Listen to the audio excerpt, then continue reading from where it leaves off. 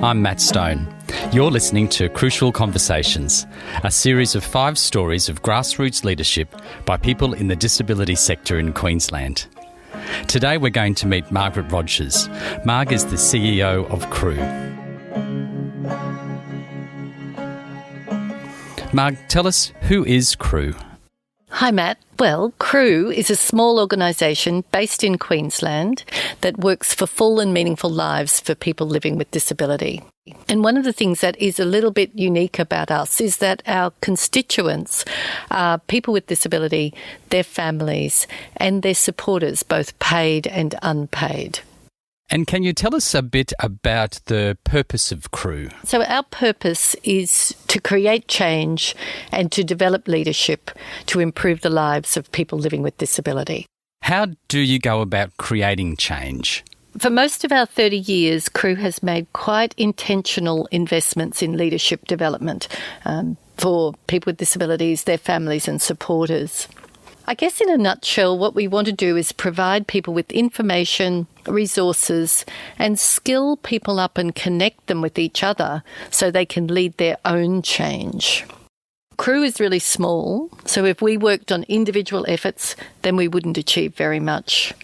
However, if we resource people to lead their own change and connect them to each other, then our contribution goes much further. When Kathy was 11, a decision was made that she would go and live in an institution. The humanity of people doesn't fit easily with a service sector that's focused on numbers of hours of support, of certain kinds of outcomes. And then she said to me, "I don't trust you, you're a radical." That was a good start. So, Marg, why did CREW make these podcasts? Well, Matt, I guess it's a time of great change. We wanted to increase the understanding in the disability sector about how change happens and also how to sustain it over time. With the introduction of the National Disability Insurance Scheme, that is impacting on people with disabilities, their families, and the organisations that support them, including CREW, of course. And is CREW working with anyone else in the development of these podcasts? Matt, these podcasts were funded by the Anne Cross Leadership Initiative. This initiative was established in 2017 to honour the contribution of Anne Cross to Uniting Care Queensland during her years as the Chief Executive Officer there. So this partnership between Uniting Care and CREW aims to contribute to the development of strong, principled leadership amongst people with disability and their families throughout Queensland in order to contribute to better lives for people with disability. I want to also thank Hamish Sewell from the Story Project, who has worked with CREW to develop these resources. Hamish is an experienced podcaster and producer, and he has certainly brought a professionalism to this little project that we have really appreciated. In listening to the podcast, the stories are very personal, and I'm thinking that's been very intentional by CREW. Is that right? You've gone with something quite personal, quite deliberately? Yes, Matt. We were thinking that rather than formally explore frameworks or theory of change in order to get to understand how change happens, that hearing about change and leadership through 5 personal stories that focus on grassroots change would be really helpful for people. So why not just make this about change theory? I think it's all about change theory, but it's in terms of how we get that message across to people. We wanted the stories to explore the personal impacts of striving for grassroots change, because I guess what we observe is that most people who get involved in change in this sector get involved because they're concerned at a personal level. We're in a fortunate position that there are many leaders in Queensland, and we could have made more stories than just this 5. Having these podcasts as a resource to demystify change and leadership seems like a fitting tribute to Anne, the founding director of Crew and one of the people featured in the podcasts. As somebody who works in the sector and has done now for a couple of decades, I was very moved by Anne's story. Like Anne, I've worked closely with families and tried to respectfully make my contribution, side by side with people. And I thought, I guess I was listening, thinking about young workers coming into the sector and wanting to make a contribution. And I was interested and excited by Anne's story, and I hope that that would be the case for them as well. Also in the podcast, a real point of difference is that the leadership is not a formal leadership. It's a grassroots leadership that comes from people with disability and their families. Can you tell us a bit more about that? Matt, when we talk about leadership at Crew, we're not just thinking about formal leadership roles. We're thinking about anybody who wants to create change and to take people with them. And so in many situations, that is people with disability or their families or the people who stand with them. We wanted to demonstrate and highlight the natural authority of families, a concept described by Dr. Michael Kendrick that we try to put into practice. I guess what we're talking about there is assisting families to take up the authority they have and not hand everything over to experts or professionals. It also involves, of course, assisting professionals to understand how to respect and harness that natural authority of families. In forming Crew, we very deliberately said we will come together as professionals, as families, as people with disabilities, and we'll participate in this as equals. So who are we going to be hearing from? Each episode features a different person telling their story of involvement in the lives of people with disability in Queensland. They reflect on what influenced them and what it took to achieve what they have. So the speakers are Kevin Cox, Margaret and Jeremy Ward, Josie McMahon, Leanne Burke and Anne Cross. What I really loved about listening to each of those people was how clear they were on their values. They're not stories of leadership for the sake of leadership or leadership in a values vacuum. They're all stories of people working to ensure the inclusion of people with disability in our community. And for some of those people, it's their own family member, but for others, it's about people with disability as a group. And in some, if not most, of the stories, it's a combination of both. That's right. Part of what I really love about the stories too is the way they challenge the status quo. It's really clear that they're working for change on the personal level, but they've really cut a path and been trailblazers for others to follow. We were talking about change theories. Most change theories talk about needing a vision of something different, a preferred option, something better that you want to work towards. And each of these people wanted more than what was being currently offered. For people with disability, this vision might, ironically, be something quite ordinary. For instance, to have the same opportunities as everyone else. These stories really highlight that people with disability and families have led so much change. They weren't people who waited for someone in a formal role, someone with a title or a position to do something. They just kind of got on with it. And it wasn't just parents, it's brothers and sisters stepping forward too. I also like the fact that different things got people started on the journey of change. A seed was planted, a comment was made. Somebody saw somebody with a disability in a local school and said, my daughter could do that. And people didn't always know exactly what they wanted when they started, but they may have just known that something was wrong or something had to change. And then they went about working out how to do that. And I also really appreciated that some people went through considerable change in their own thinking about their life or the life of their family member.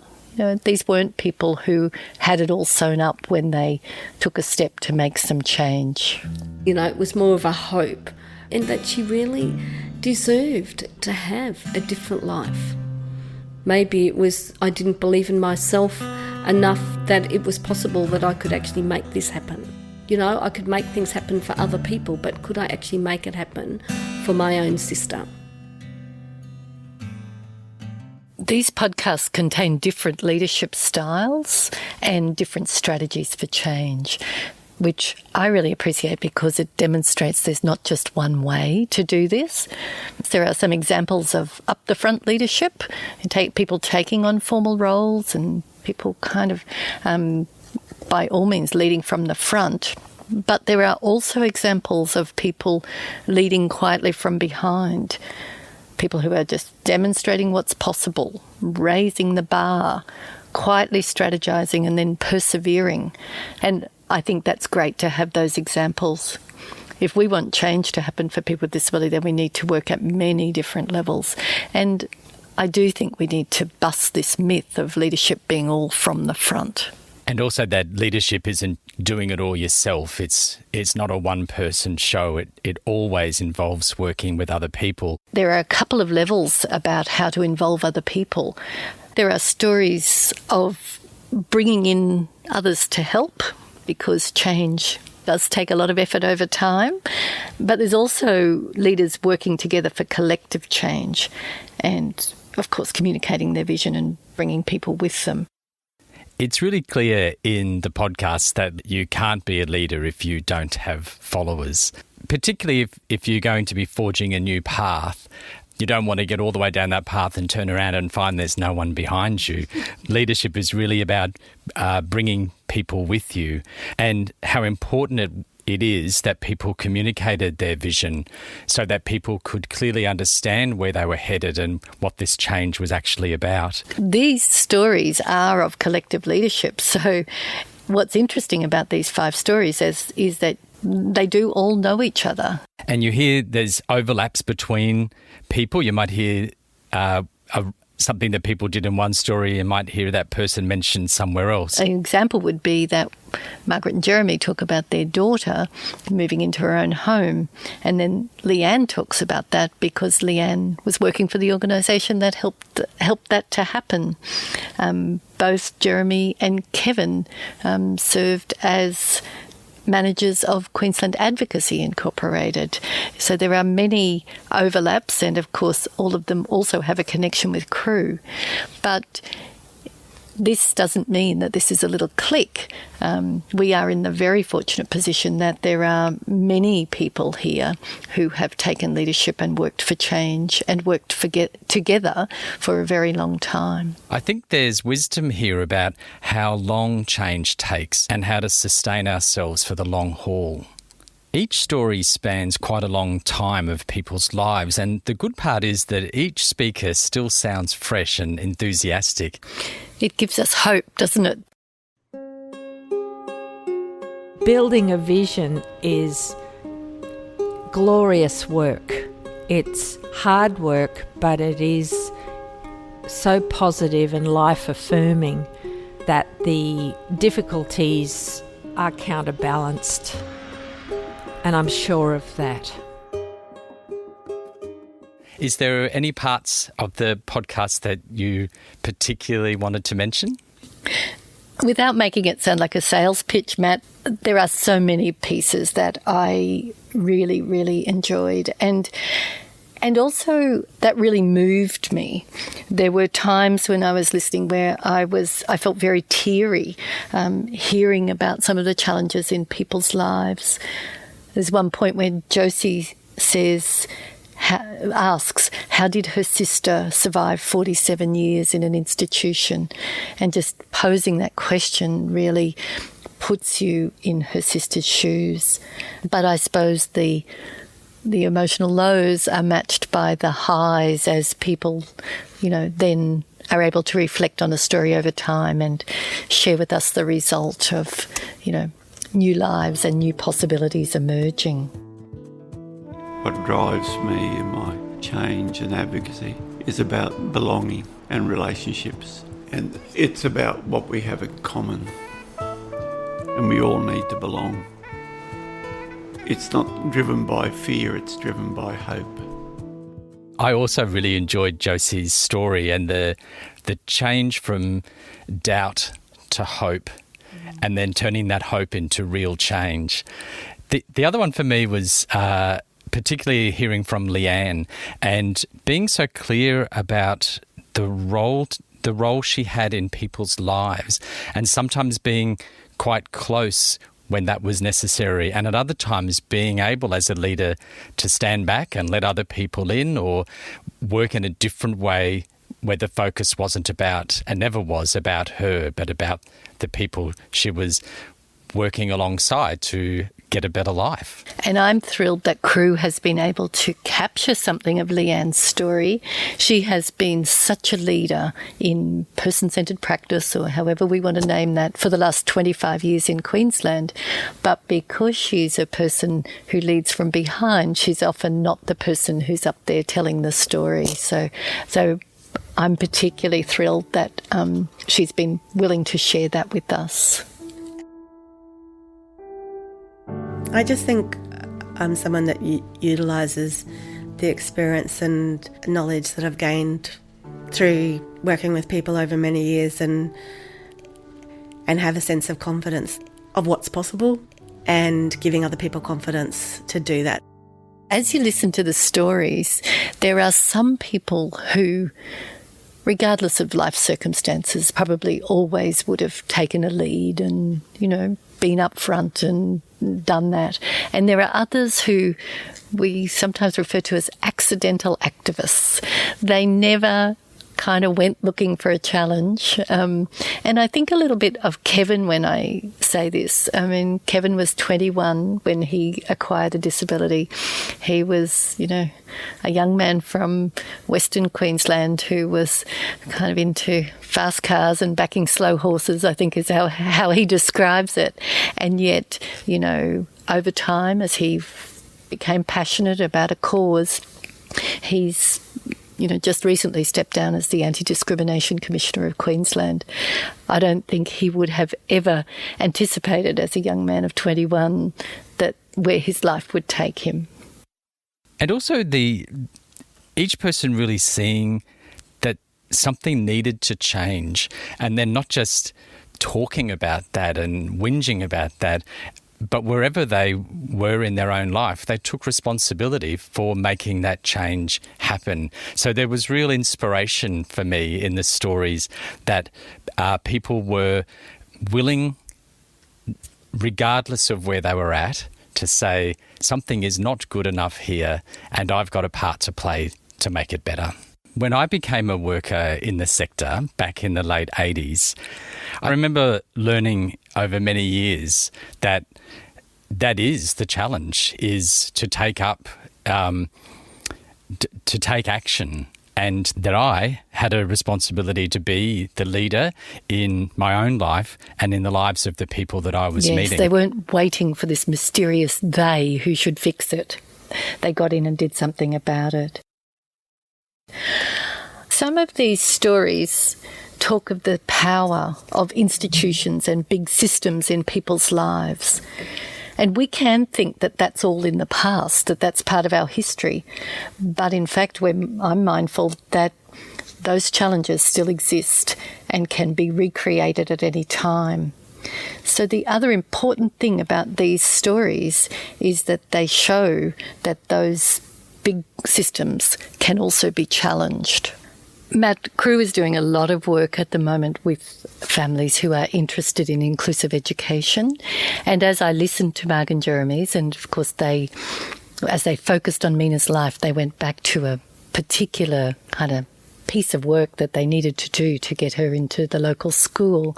I thought how helpful that would be to some of the families who are still struggling 30 years later, to get their kids into the local school and to, I guess, have the reflections of people who have gone before them. We at Crew are very thankful for the contribution of the people who have shared their reflections and their story and their thoughts with us. This series is brought to you by Crew, the Community Resource Unit. Crew exists to create positive change so that people with disability will be welcomed, respected and appreciated in their communities. For more information, please visit our website at cru.org.au. Although the stories all come from Queensland, they certainly could be listened to anywhere around Australia, and people will recognise the stories, the people and the challenges they faced. So, Marg, where can people hear the podcasts? Okay, so the first story will be released in 2 weeks. The podcast will come out weekly after that. Neither of us could have done it alone, and many times we couldn't have done it just the two of us. And we got on board the people to support us, and these people had the most extraordinary ideas and strategies that you and I would never have even thought of.